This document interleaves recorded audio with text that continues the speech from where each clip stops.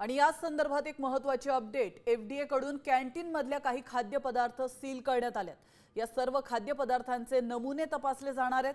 पनीर, तेल अशा अनेक गोष्टी सील करण्यात आलेल्या आहेत आणि आता एफडीए कडून मोठी कारवाई करण्यात येते आहे। एफडीए कडून कॅन्टीन मधल्या काही खाद्यपदार्थ हे सील करण्यात आल्याची माहिती समोर येते।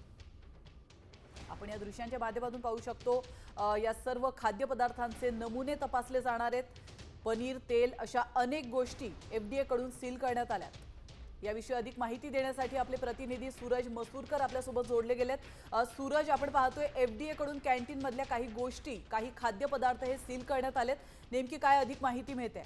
निश्चितच गेल्या 4 तासापासून एफडीएचं पथक जे आहे ते कॅन्टीन मध्ये ठाण मांडून बसलेलं होतं आणि कॅन्टीन मध्ये सर्व कर्मचाऱ्यांची चौकशी केल्यानंतर, सर्व गोष्टी तपासल्यानंतर एफडीएच्या पथकाने कॅन्टीन मधले काही गोष्टी, काही खाद्यपदार्थ जे आहेत ते ताब्यात घेतलेले आहेत, त्यांना सील केलेलं आहे आणि ते लॅब मध्ये पाठवले जाणार आहेत आणि 14 दिवसानंतर त्याचे रिपोर्ट्स येणार आहेत आणि त्यानंतर पुढील कारवाई जी आहे ती एफडीए करणार आहे। या सील केलेल्या याच्यामध्ये महत्त्वाचं म्हणजे तेल आहेत, काही खाद्यपदार्थांच्या चटणी आहेत, तसेच काही मसाले देखील आहेत।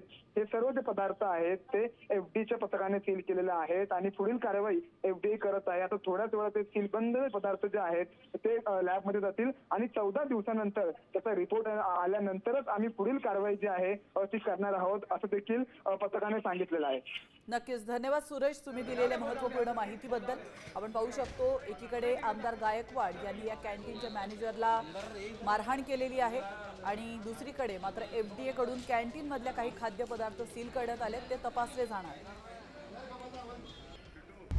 आता isakal.com आहे देशातील नंबर 1 ची मराठी न्यूज वेबसाईट। प्रत्येक अपडेटसाठी isakal.com ला नक्की भेट द्या।